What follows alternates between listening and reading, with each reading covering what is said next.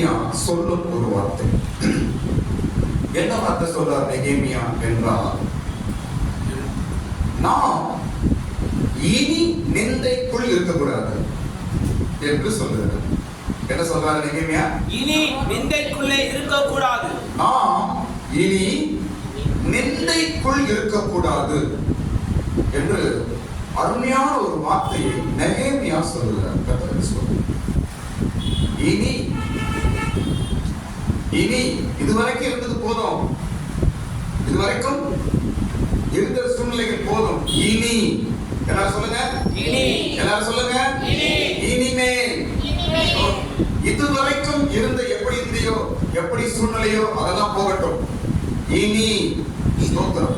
பைபிள்ல நிறைய இடத்துல இனி என்று எழுதப்பட்டிருக்கிறது. இனி உன் சூரியன் அஸ்தமிப்பதில்லை, இனி உன் முகங்கள் வெட்கப்பட்டு போவதில்லை, இனி உன் உதடுகள் சந்தோஷத்தினால் நிரம்பும் என்று பல இடத்துல இனி இனி என்று எழுதப்பட்டிருக்கிறது. ஸ்தோத்திரம். இந்த காலை வேளையிலும் ஆண்டவர் பேசுகிறார், இனி நம்முடைய சூழ்நிலைகள் மாறட்டும், இனி நமக்கு வழிகள் திறக்கப்படட்டும், இனி நம்முடைய பாதைகள் விசாலமாகட்டும், இனி நம்முடைய குடும்பங்கள் கட்டப்படட்டும், இனி நம்முடைய ஆவிக்குரிய வாழ்க்கைகள் கட்டப்படட்டும். ஆமென் சொல்லுங்க, சத்தமா சொல்லுங்க, இன்னும் சத்தமா சொல்லுங்க. கர்த்தருக்கு ஸ்தோத்திரம். நெகேமியா சொல்லுகிறார், இனி நாம் நிந்தைக்குள் இருக்கக்கூடாது. இருந்தது போதும், பட்டது போதும், அனுபவிச்சது போதும், சூழ்நிலைகள் கடந்து வந்தது போதும், வெட்கப்பட்டது போதும், அவமானப்பட்டது போதும். இனி நாம் நிந்தைக்குள் இருக்கக்கூடாது. அப்படின்னு என்ன அர்த்தம்? அப்படின்னு என்ன அர்த்தம்? நிந்தையிலிருந்து வெளியே வந்துடணும். ஆமென். எல்லாரும் நெகேமியா 2ஆம் அதிகாரம் எடுங்க. நெகேமியா புஸ்தகம் 2ஆம் அதிகாரம் எடுங்க. எல்லாரும் 2ஆம் அதிகாரம் 17ஆம் வசனம். நான் சொல்ல லைன் மாத்திரம் படி. நாம் இனி நிந்தைக்குள் இராதபடிக்கு அப்படி 17ஆம் வசனம். நாம் இனி நிந்தைக்குள் இராதபடிக்கு. போதும். நாம் இனி நிந்தைக்குள் இராதபடிக்கு என்று நெகேமியா சொல்லுகிறார். கர்த்தருக்கு ஸ்தோத்திரம். வெளியே வரணும். நிந்தைகள் அனுபவித்தது போதும், இனி கஷ்டப்பட்டது போதும், தலை குனிந்தது போதும், சூழ்நிலைகள் கடந்தது போதும், இனி நிந்தை கொடுக்கக்கூடாது. நிந்தை என்றால் சூழ்நிலை. சொல்லுங்க, நிந்தை என்றால் என்ன? நாம் இனி நிந்தையில் இருக்கக்கூடாது, இருக்கக்கூடாது அப்படின்னா நிந்தை என்ன? சூழ்நிலை, கஷ்டப்படுற சூழ்நிலை, அவமான சூழ்நிலை. 4 பேர் எவ்வளவு காலம் நம்ம பத்தி பேசிட்டு இருப்பான்? அவன் வாய் அடைப்பானவா? 4 பேர் உன்னை எவ்வளவு காலம் குறை சொல்லிக் கொண்டிருப்பார்கள், அவர்கள் வாய் அடைக்கப்பட வேண்டாமா? 4 பேர் எவ்வளவு காலம் உன்னை கீழாய் பார்த்து கொண்டிருப்பார்கள், அவர்கள் வாய்கள் அடைக்கப்பட வேண்டாமா? இதான் நெகேமியா சொல்றார். எவ்வளவு காலம் நாம் நிந்தை இருக்கணும், எவ்வளவு காலம் எங்க நிந்தையாய் பேசிக் கொண்டிருப்பார்கள், எவ்வளவு காலம் இந்த அவமானம், எவ்வளவு காலம் இந்த சூழ்நிலை, எவ்வளவு காலம் இந்த வேதனை, இனி இதில் இருக்கக்கூடாது. ஆமென். நெகேமியா போல வெறி இளமையாகணும். நெகேமியாவின் ஆவி எல்லாருமே இறங்க வேண்டும். இந்த வார்த்தை பேசணும். இனி இதுவரைக்கும் பின்மாற்றமா போனேன், இனி கிடையாது. இதுவரைக்கும் பக்தியில குறைந்து இருந்தேன், இனி அப்படி கிடையாது. இதுவரைக்கும் பல பின்மாற்றத்தில் இருந்தேன், இனி அப்படி கிடையாது. இதுவரைக்கும் என்னுடைய பக்தியில விசுவாசத்துல குறைந்து இருந்தேன், இனி அப்படி கிடையாது. இதான் நெகேமியாவின் ஆவி. ஆமென். கர்த்தருக்கு ஸ்தோத்திரம். நெகேமியா கிட்ட எனக்கு பிடிச்ச 2 காரியம். சூப்பர். நெகேமியா ஒரு சீர்திருத்தவர்.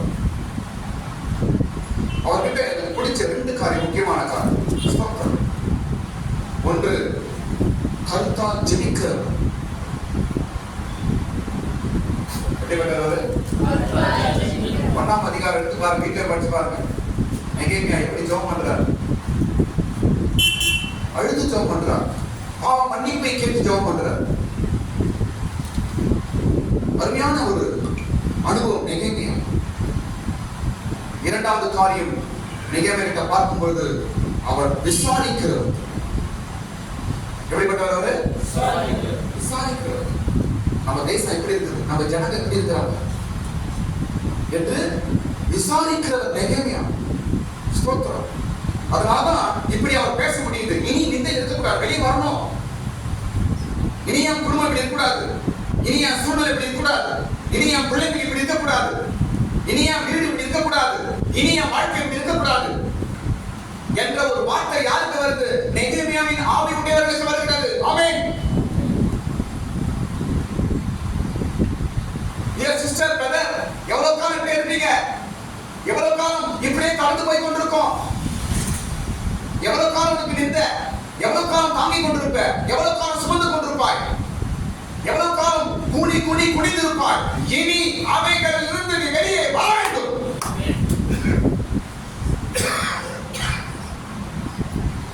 நெகேமியாவின் ஆவி இந்த நாளிலே நம்மோடு கூட பேசிக் கொண்டிருக்கிறது. ஜெபிக்கிற நெகேமியா, விசாரிக்கிற நெகேமியா. நீங்க உங்க பிரச்சனையிலிருந்து வெளியே வரணும்னா மற்றவங்களை விசாரிக்கணும். நீங்க உங்க கஷ்டத்துல நீங்க வெளியே வரணும்னா மற்றவர்களை விசாரிக்கணும். அதான் ஒரு ஜெபிக்கிற ஆளுடைய அழகு. மற்றவர்களை பார்த்து சபைக்கு வந்தாலும் எங்க பார்த்தாலும் வீட்டு பக்கத்துல இருக்கிறவங்க யாராவது இருக்கட்டும், விசாரிங்க. அப்பதான் உங்க பிரச்சனை நீங்க வெளியே வர முடியும். உங்க நிந்தையிலிருந்து நீங்க வெளியே வர முடியும். யாரையும் விசாரிக்கிறதுல, யாருக்கே மூஞ்சி காட்டுறதுல, யாருக்கே பேசுறதுல இன்னும் கொடிய மாதிரி போயிட்டு போயிடும். வெளியே வர முடியாத வாழ்நாளில் நீ. இது நான் அல்ல, நெகேமியாவின் ஆவி பேசுகிறது. 1ஆம் அதிகாரம் 2ஆம் அதிகாரம் படிச்சு பாருங்க. நான் அழகா விசாரிக்கிறார் நெகேமியா. அவருக்கு பேரே சன்பல்லாத்தும் தொபியாவும் சொல்றாங்க. விசாரிக்கிறது ஒருத்தன் வந்துட்டான் அப்படின்னு யாரை பத்தி சொல்றாங்க? அவங்க நெகேமியா பத்தி சொல்றாங்க. விசாரிக்கிறான். உங்க பிரச்சனையிலிருந்து நீங்க வெளியே வரணும்னா மற்றவங்களை விசாரிங்க. கட்சி வரீங்க, எப்படி இருக்கிறீங்க, நல்லா இருக்கீங்களா, உங்க சூழ்நிலை எப்படி இருக்குது, உங்க குடும்பம் எப்படி இருக்குது, வீடு எப்படி இருக்குது, பிள்ளைங்க எப்படி இருக்கிறாங்க, நீங்க விசாரிங்களேன். அந்த விசாரிப்பு ஆண்டவர் பார்ப்பார். உங்களை வெளியே கொண்டு வந்துருச்சு. சொல்லுங்க ஹல்லேலூயா. நாம் இனி நிந்தைக்குள் இருக்கக்கூடாது. நாம் இனி குடி இருக்கக்கூடாது. நாம் இனி அவமானத்தில் இருக்கக்கூடாது. நாம் இனி போராட்டத்தில் இருக்கக்கூடாது. நாம் இனி கடன் பிரச்சனை இருக்கக்கூடாது. நாம் இனி பின்மாற்றத்தில் இருக்கக்கூடாது என்ற ஒரு வாஞ்சை இந்த நாளிலே தேவன் நமக்கு தருவதாக. நான் இனி ஆண்டவரே ஸ்தோத்திரம், பழைய நிலவரத்தில் இருக்கக்கூடாது. இனி நான் புதுசா மாறணும். இனி என் வாழ்க்கை கட்டப்படணும், என் குடும்பம் கட்டப்படணும். நான் இனி முன்னாடி போகணும், முன்னோக்கி போக வேண்டும். நான் இனி மேல வரணும். நான் என் சூழ்நிலையிலிருந்து வெளியே வரணும். என் போராட்டத்தில் வெளியே வரணும். என் அடிமைகளிடத்தில் இனி நான் வெளியே வர வேண்டும். இனி நான் நிந்தை இருக்கக்கூடாது. இனிமேலும் நிந்தை இருக்கக்கூடாது. ஸ்தோத்திரம். ஒரு ஜெபிக்கிற ஆள் நாளுக்கு நாள் முன்னேற்றம் மாறிக்கொண்டே இருப்பான். ஆமென். ஒரு ஜெபிக்கிற சிஸ்டர், ஒரு ஜெபிக்கிற பிரதர், அவங்க குடும்பத்தை பாருங்க, நாளுக்கு நாள் அவங்க மாற்றம் வந்து கொண்டே இருக்கும். ஏதோ ஒரு வகையில் ஆண்டவர் வழியில அவங்களை முன்னோக்கி போக செய்து கொண்டே இருப்பார். மாற்றம் மாறினே இருக்கும். அப்படி அவங்க கர்த்தருக்கு ஸ்தோத்திரம். இதான் நெகேமியா நமக்கு கற்றுத் தருகிறது. ஸ்தோத்திரம். நிந்தை என்றால் என்ன சொல்லுங்க பாப்போம்? சூழ்நிலை. சொல்லுங்க. நிந்தைனா என்ன? நாம் இனி நிந்தை இருக்கக்கூடாது. ஸ்தோத்திரம். இப்ப நிந்தை என்பதற்கு 3 காரியங்கள் சொல்ற கவனிங்க. நிந்தை, எதை நிந்தை என்று இங்கு நெகேமியா சொல்லுகிறார். நாம் இனி நிந்தைக்குள் இருக்கக்கூடாது என்று சொல்றார். நிந்தை என்பது சூழ்நிலை. 3 சூழ்நிலைகள். முதலாவது பாழான சூழ்நிலை. எங்க படிக்கிறது? மேலாவசம் படி. அதே வசனத்துல மேல. பின்பு நான் அவர்களை நோக்கி, எருசலேம் பாழாய் இருக்கிறதையோ. பாழாய் இருக்கிறது முதல் சூழ்நிலை என்ன? பாழாய் இருக்கிறது. பாழான சூழ்நிலை இருக்கிறீங்க, கட்டப்பட இல்ல, பழசாயிடுச்சு, எந்த ஒரு முன்னேற்றம் இல்ல, பாழான சூழ்நிலை. ஸ்தோத்திரம். இன்னைக்கு உன் குடும்பம் நிலவர சூழ்நிலை எப்படி இருக்குது? பாழா இருக்கிறதா? எல்லாம் மாற வேண்டும். நமக்குள்ள ஒரு வாஞ்சை, நமக்குள்ள ஒரு விசுவாசம், நமக்குள்ள ஒரு உற்சாகம் வந்தாதான் தேவன் கிரியை செய்ய முடியும். ஆமென். வா வா வா வா என்று ஆண்ட கை உச்ச இருக்க மாட்டாரு. நான் உனக்கு போதித்து நீ நடக்க வேண்டிய வழியை உனக்கு நான் காட்டுவேன், உன் மேல கண்ணை வைத்து உனக்கு நான் அவ்வளவுதான். உன் கையை பிடிச்சி நான் ஈர்த்து மாட்டேன். சம்பாஸ்ட் மாரி வா வா வந்து ஜெபம் பண்ணு, வா வா சபை பண்ணு, ஆண்டவர் கேட்க மாட்டாரு. அதுக்கு அடுத்த வருஷம் பைபிள் படிச்சு பாருங்க. புத்தி உள்ளதா இருங்க, கழுதை போல இருக்காதீங்க அப்படின்றாரு. அதுக்கு என்ன பண்ணோம்? கை கட்டி ஈர்க்கணும் கழுதை, அப்படின்னா வராது. அடுத்த வருஷம் வீட்டுல படிச்சு பாருங்க. ஆலோசனை சொல்லுவேன், உனக்கு நான் புத்தி சொல்லுவேன், அவ்வளவுதான். நீ தான் செய்யணும். நமக்குள்ள ஒரு வாஞ்சை உற்சாகம் இருந்தால்தான் தேவன் கிரியை செய்வார்.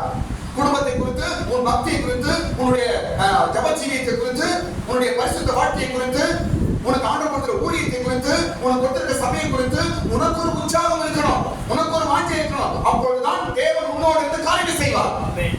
ஆமென். பாழாய் கிடக்கிறது. முதல் நிந்தை என்ன? எப்படி இருக்கிறது? பாழாய் இருக்கிறது. இதுதான் ஆண்டவர் மாற்ற போறாரு. நம்புறீங்களா?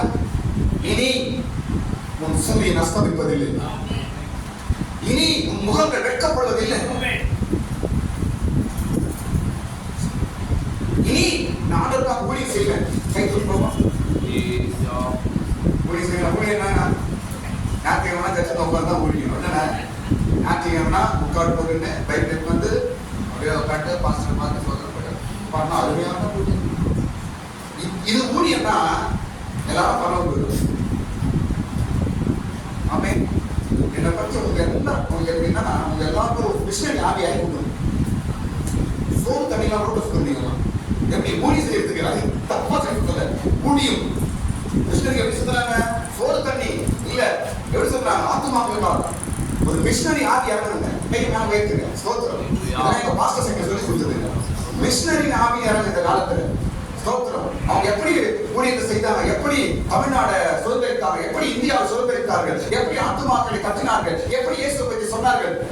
எல்லாரும் ஒரு மிஷனரி ஆவி இறங்கட்டும். கையை மேல உயர்த்த, கண்களை மூடி ஸ்தோத்திரம் பண்ண. ஒரு மிஷனரி ஆவி இயேசுவுக்காக ஒரு மிஷனரியா நான் ஊழியம் பண்ணணும். இயேசுவுக்காக, என் சபைக்காக, பைபிளுக்காக, சுவிசேஷத்துக்காக ஒரு மிஷனரி போல இந்த பகுதி நான் ஊழியம் செய்யணும். ஸ்தோத்திரம் ஸ்தோத்திரம் ஸ்தோத்திரம். ஹல்லேலூயா.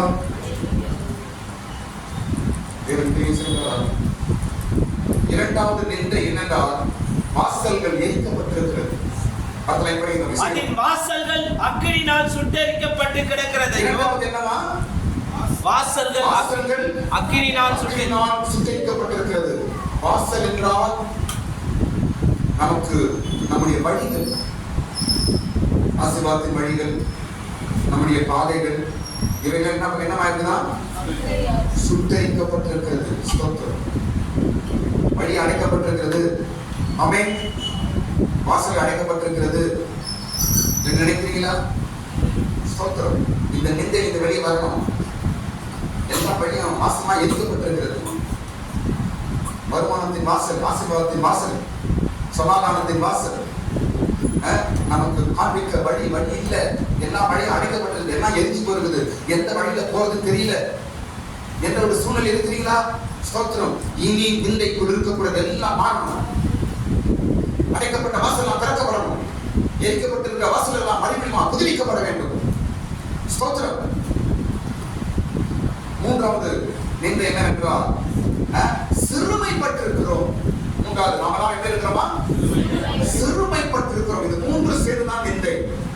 இப்படி இருக்கிறாங்க அவங்க நெகேமியா காலத்துல ஜனங்க, இஸ்ரவேல் ஜனங்கள். இதெல்லாம் மாறணும், இந்த நிந்தையிலிருந்து வெளியே வரணும் என்று நெகேமியா சொல்றார். இதை குறித்து இந்த காலங்களிலே கடவுள் உங்களோட பேசுகிறார். உன் சூழ்நிலை வாழ்ந்து இருக்கிறதா? உன் சூழ்நிலை எரிக்கப்பட்ட வாசலை போல இருக்குதா? அடைக்கப்பட்ட வாசல் போல இருக்குதா? மூன்றாவது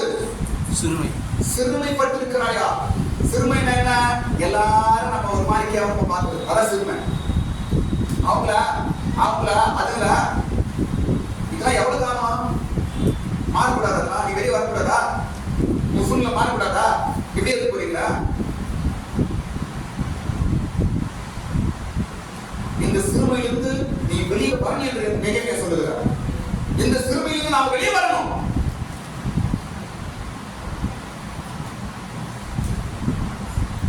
எவ்வளவு காலம் ஜனங்களுக்கு முன்பாய் நாங்கள் அவமானமாய் நிற்பது? எவ்வளவு காலம் ஜனங்களுக்கு முன்பாய் நிந்தையா இருப்பது?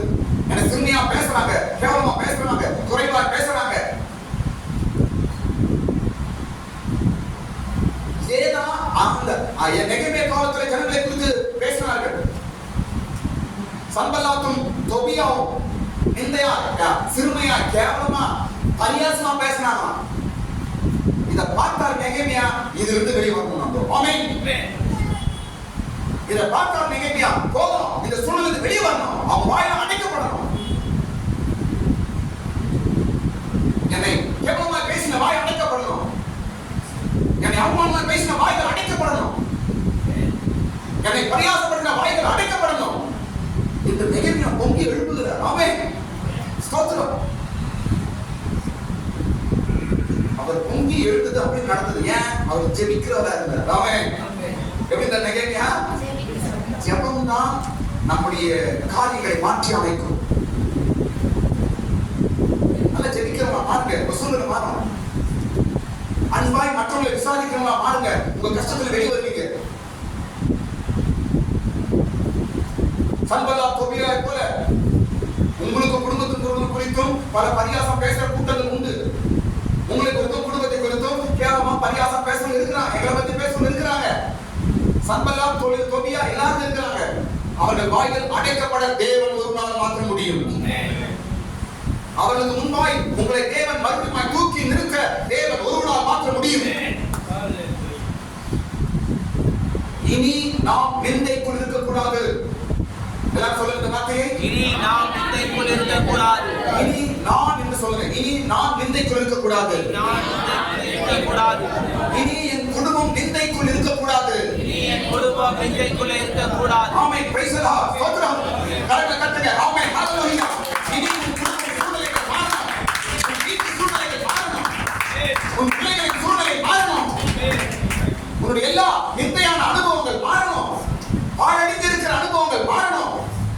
நிந்தையான சிறுமையான சூழ்நிலைகள் மாறணும். ஸ்தோத்திரம். அதற்கு என்ன செய்யணுமா? இனி நிந்தை இருக்கக்கூடாது என்று சொல்லி அடுத்த லைன் என்ன சொல்றாரு அங்க நெகேமியா? எருசலேமின் அலங்கத்தை கட்டுவோம் வாருங்கள் என்று சொல்லி. இனி நாம் நிந்தை இருக்கக்கூடாது என்று சொல்லி அடுத்த லைன் என்ன சொல்றாரு? நாம் அலங்கத்தை கட்டுவோம். அலங்கத்தை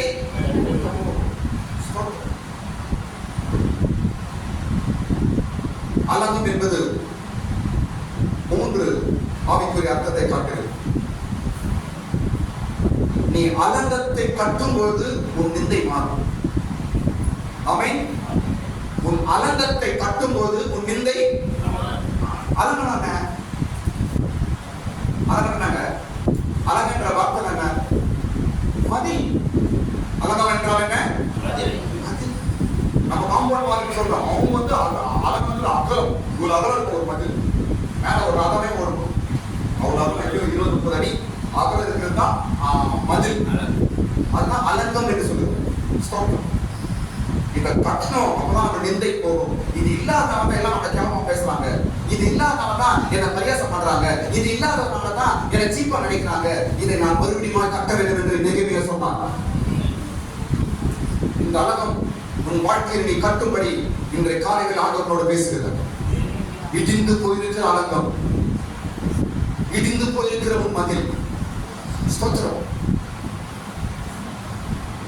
அந்த ஆவிக்குரிய மதில் அலங்கம் என்ன என்பது சொல்வதற்கு முன்பாக ஒரு விஷயம் சொல்றேன்.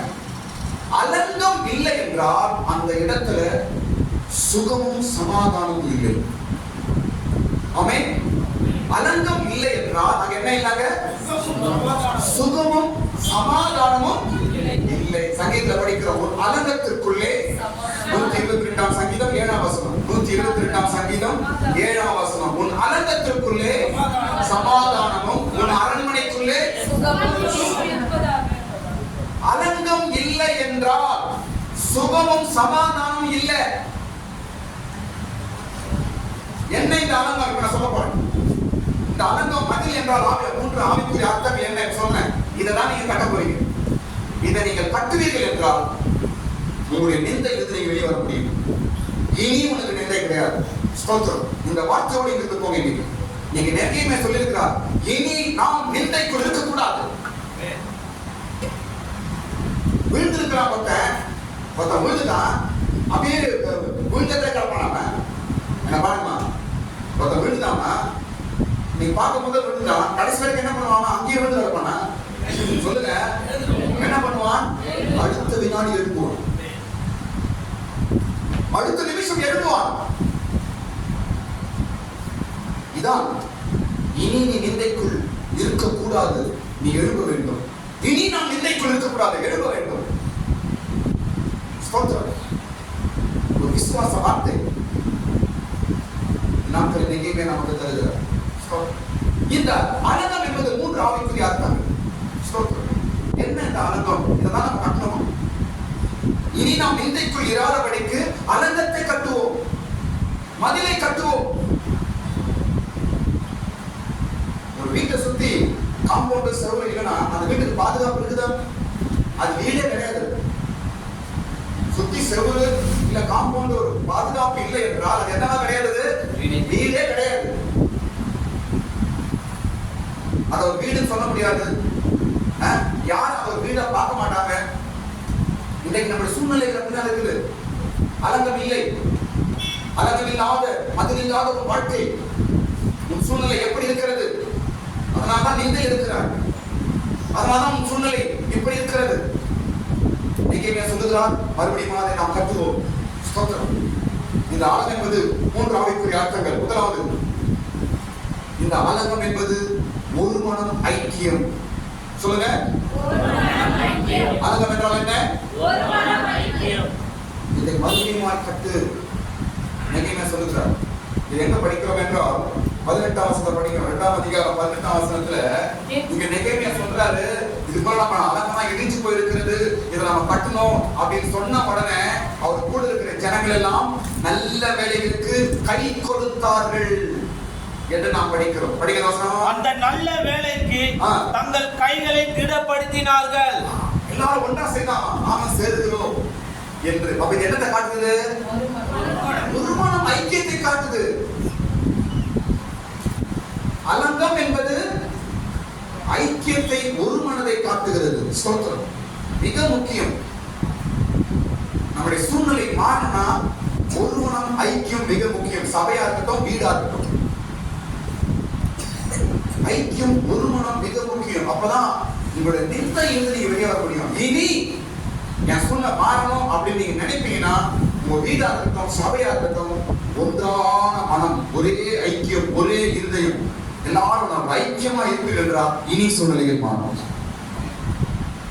ஆமென். மதத்தை கட்டு. ஐக்கியம் இடிஞ்சு போயிருக்கிறது, ஒரு மனம் இடிஞ்சு போயிருக்கிறது, மனசு சேர்றது இல்லை, துக்கம், வேதனை, கசப்புகள் இதெல்லாம் இருக்கிறதுனால தான் நிந்த பார்வையில சூழ்நிலையே மாறல. சூழ்நிலையே மாறாமல் இருக்கிற காரணம் என்னவென்றால் அலங்கம் இடிந்து போயிருக்கிறது, ஐக்கியம் இடிந்து போயிருக்கிறது, ஒரு மனம் இடிந்திருக்கிறது. ஸ்தோத்திரம். நெகிமே சொன்னவன எல்லாரும் ஒன்னாயிட்டாங்க. நெகிமே சொன்னவன எல்லாரும் ஒன்றாகி விட்டார்கள். கர்த்தருக்கு ஸ்தோத்திரம். ஒரு ஐக்கியம் உண்டாயிற்று. ஸ்தோத்திரம். உன் குடும்பம், உன் வீடு, சூழ்நிலை, அடுத்த இனி சூழ்நிலை மாற வேண்டும் என்றால் நீங்கள் முதலாவது கட்ட வேண்டியது ஐக்கியத்தை கட்டுங்கள், ஒரு மனதை கட்டுங்கள். பிள்ளைகள், கணவன், மனைவி, குடும்பம் எல்லாம் ஒரு மனமாய், ஒரு ஐக்கியமாய் இருப்பீர்கள் என்றால் நீங்கள் உங்களுடைய நிந்தை மாறும், உங்களுடைய சூழ்நிலை மாறிடும். இதுவரைக்கும் கஷ்டத்தில் புரண்டு கொண்டிருக்கிற சூழ்நிலை மாறும். ஐக்கியம் மிக முக்கியம். ஜபத்தில் ஐக்கியம், சபைக்கு ஒரு ஐக்கியம், குடும்பத்தில் ஐக்கியம், சமாதானம் மிக மிக முக்கியம். ஆளுக்கு ஒரு வழியில போயிட்டு ஆளுக்கு ஒருத்தர் வீட்டிலே ஒருத்தர் பேசாம இருப்பாங்க. அது வீடாது, குடும்பமா அது. எனக்கே தெரியும். ஒரு வீட்டுல பேச மாட்டாங்க. அவங்க வீட்டுல கூட போய் சுந்தர் டோமாதிக்கலாம் அவங்க ஈஸியா கேட்பாருலாம். இதுல கிறிஸ்டின்ஸ் எனக்கு தெரிஞ்சவங்க பேர் இருக்கு.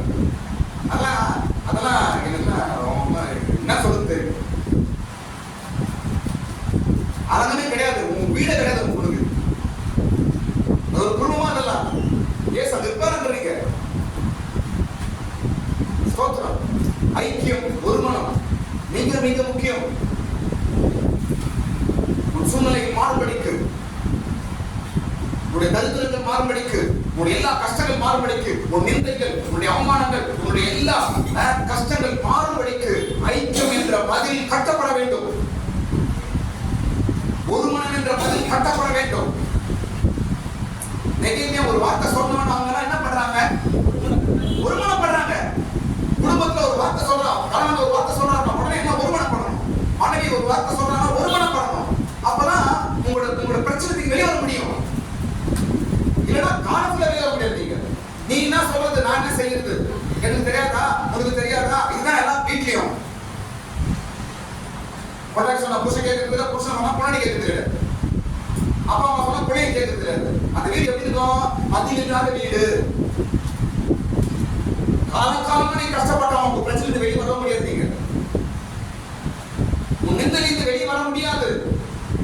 இன்னைக்கு ஆண்டவர் சொல்றார், இனி எல்லாரும் சொல்லுங்க, இனி ஸ்தோத்திரம், இனி சூழ்நிலை மாறட்டும். மதிலை கட்டு, ஒருவனை கட்டு, ஐக்கியத்தை கட்டு, ஒன்றா இருங்க. ஸ்தோத்திரம். இரண்டாவது, இந்த மதில் என்பது இரண்டாவது அர்த்தம் என்ன என்றால் துதி என்ற மதில். ஆமென். இரண்டாவது என்ன அர்த்தம்? இது நெகேமியா 12ஆம் அதிகாரம் 31ஆம் வசனத்துல இந்த மதில் மேல துதிக்கிறவர்களை வைத்தார்கள் என்று நாம் படிக்கிறோம். நெகேமியா 12:31. அப்பொழுது நான் யூதாவின் பிரபுக்களை அலங்கத்தின் மேல் ஏற பண்ணி துதி செய்து நடந்து போகும்படி. போதும். எது மேல துதி பண்றாங்க இவங்க? அலங்கத்தின் மேல். எல்லாரும் கவனிங்க. எது மேல துதி பண்றாங்க? அலங்கத்தின் மேல் துதிக்கிறவர்களை வைக்கிறான். அலங்கம் என்றால் அர்த்தம் என்ன? அலங்கம் என்றால் மதில். மதிலுக்கு ஆவிக்கிற அர்த்தம் என்ன? துதி. எல்லாரும் சொல்லுங்க, துதி. துதி. மூன்று ஆவிக்குரிய அர்த்தங்கள். ஒன்று ஐக்கியம், இரண்டாவது துதி, ஸ்தோத்திரம். இதை கட்டு. இது இடிஞ்சு போயிருக்கு. அதனாலதான் நிந்த நிந்த நிந்த பாழடைந்த சூழ்நிலை, எரிஞ்சு போன சூழ்நிலை, சிறுமைப்பட்ட சூழ்நிலை, இதெல்லாம் மாறணும். துதி மிக முக்கியம். ஸ்தோத்திரம். ஒரு வீட்டுல கேட்க வேண்டிய முக்கியமான ஒரு சத்தம் துதி சத்தம், ஸ்தோத்திர சத்தம் கேட்கணுங்க. நீங்க என்ன பண்ணுவீங்க, எழுது பண்ணுவீங்க. துதி சத்தம் மிக முக்கியம். அது உன்னுடைய அலங்கம், அது உன்னுடைய மதில். ஸ்தோத்திரம். நீங்க அது இடிச்சு போயிருக்கிறதுனால எந்த இருந்து வெளியே வர முடியாம இருக்கிறார். உன் சூழ்நிலை இருந்து வெளியே வர முடியாம இருக்கிறார். மனுஷனுடைய நிந்தியான வார்த்தைகள், மனுஷனுடைய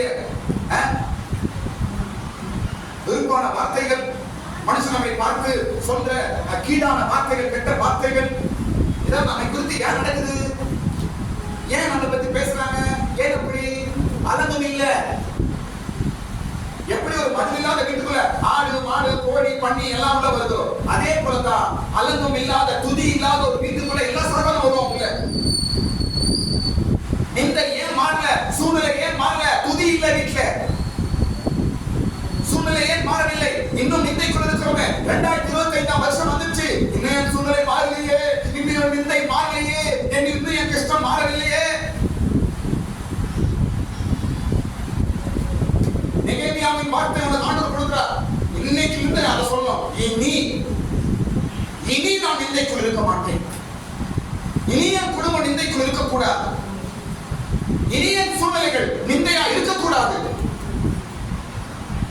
நான் எழும்பி கட்டுவேன்.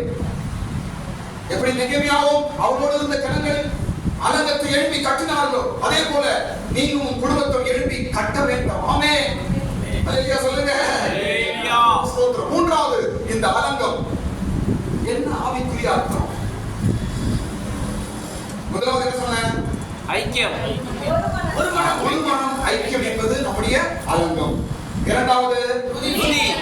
துதி என்ற அலங்கம்.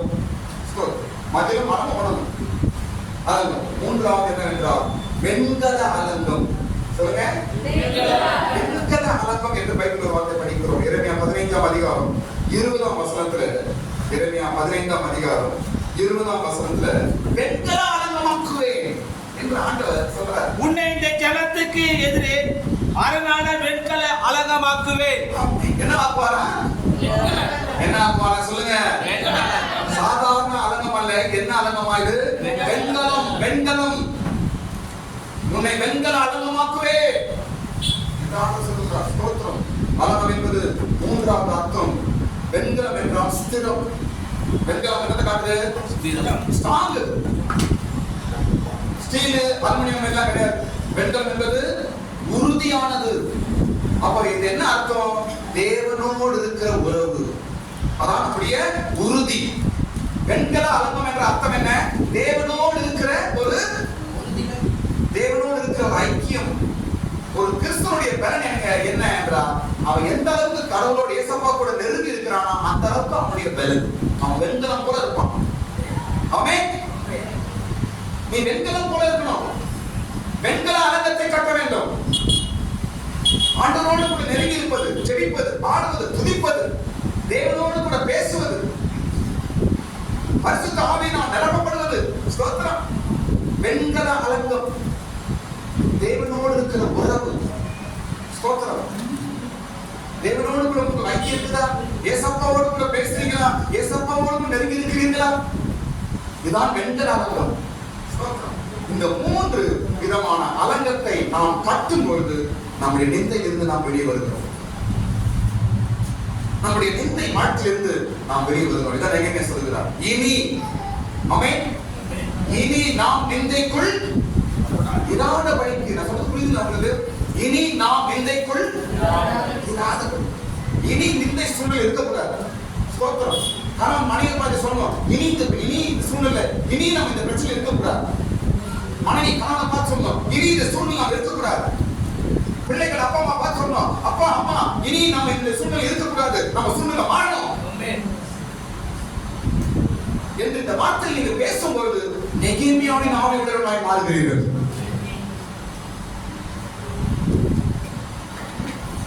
காலகாலமா அப்படி இருக்கிறது. அரங்க இடிஞ்சு போயிருக்குது. அதில் இல்ல. எல்லாரும் பரியாசமா பேசுறாங்க,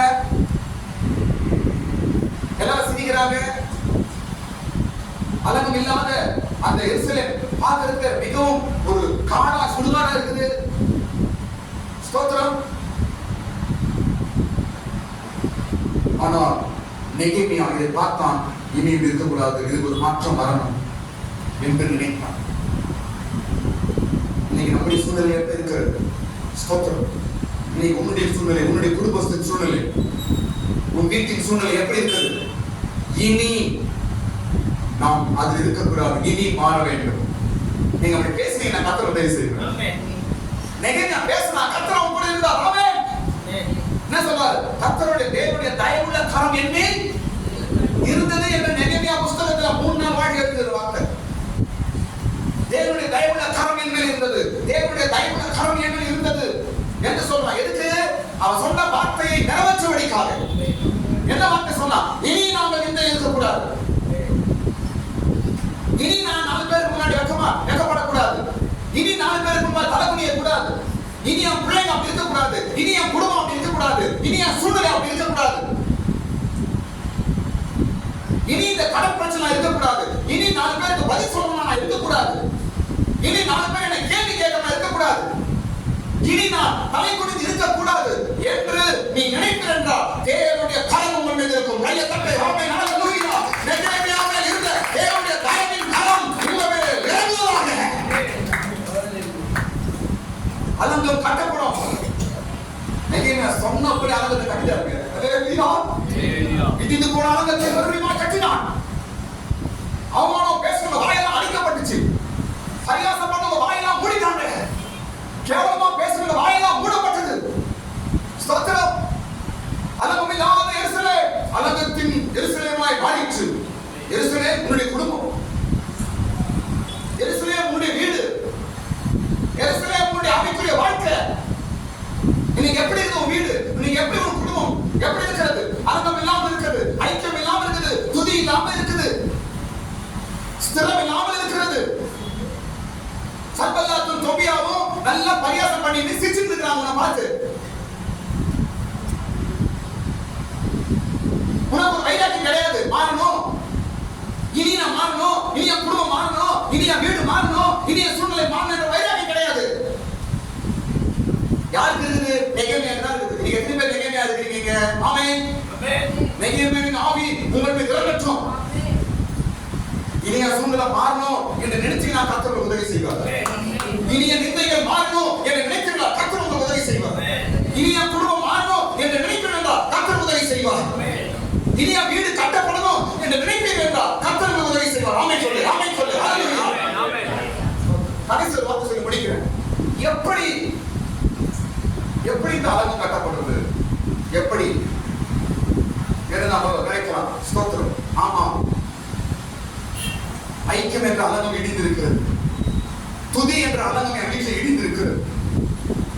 தேவனோடு இருக்கிற உறவு என்ற அலங்கம் இடிந்திருக்கிறது. என்ன செய்கிறது என்று நீங்கள் நினைக்கிறீங்க. எப்படி இதை கட்டுறது என்றால் ஒரே வார்த்தை தான், ஒரே வார்த்தை தான்.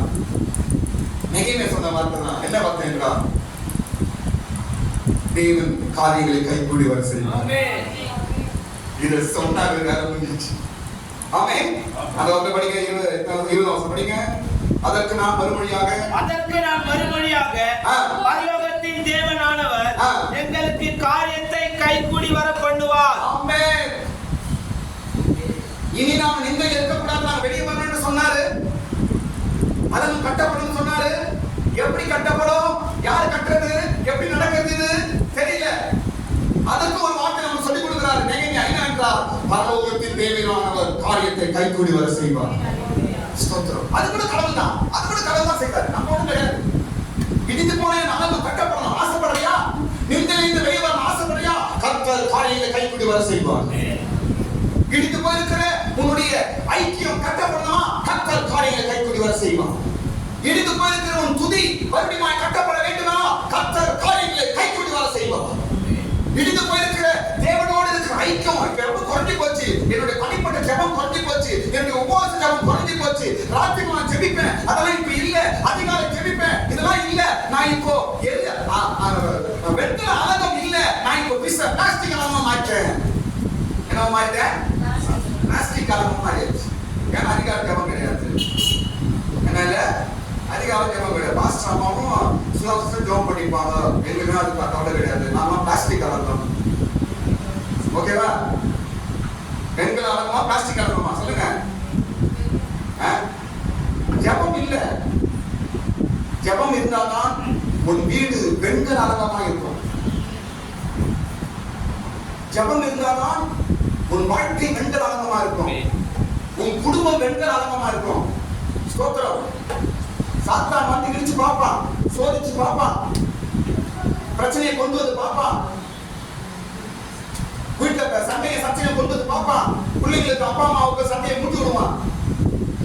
எப்படி ஒன்னா இருந்தீங்க பார்த்தலாம், எப்படி ஐக்கியமா இருந்தீங்க பார்த்தலாம். புருஷன் முன்னாடி பிரச்சனையை கொண்டு வந்து வச்சு பார்ப்பான், இடிச்சு பார்ப்பான். நீ ஜெபிக்கிறமா இருந்தால் வெண்கல அலங்கம் என்று சொல்லி சாத்தான் ஓடுவான். கையில கட்டு, நீ வெண்கல அலங்கம் என்று ஓடுவான். ஜெபமே இல்ல, ஒரு ஜெபம் எங்க வீட்டுல இல்லைன்னா அவன் ஊதி போட்டுவாங்க. இடி கூட தேவையில்லை. நீங்க என்ன சும்மா முடிஞ்சுங்க. அவனை முடிஞ்சு போச்சு. சர்ச்சை கிடையாது, ஜெபம் கிடையாது, பைபிள் ரெடி கிடையாது, ஒண்ணு கிடையாது. கெட்ட வார்த்தை சண்டை தான். அழகா சாத்தான் ஃபுட்பால் அடிப்பாங்க உங்களை எல்லாரையும். ஏன் நீங்க பிளாஸ்டிக் ஆகணும்? பிளாஸ்டிக் ஊதுனா மரத்துல அலங்கம்.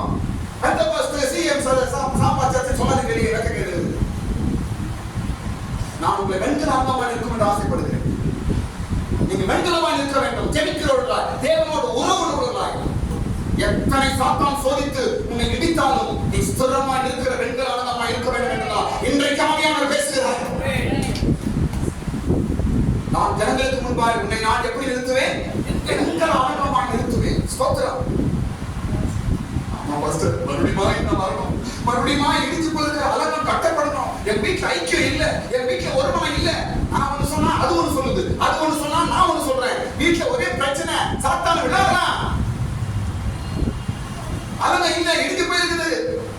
என்ன செய்யணும் பாஸ்டர்? கர்த்தர் காரியங்களை கைகூடி வர செய்யணும். நீ நெகேமியா போல பேசு.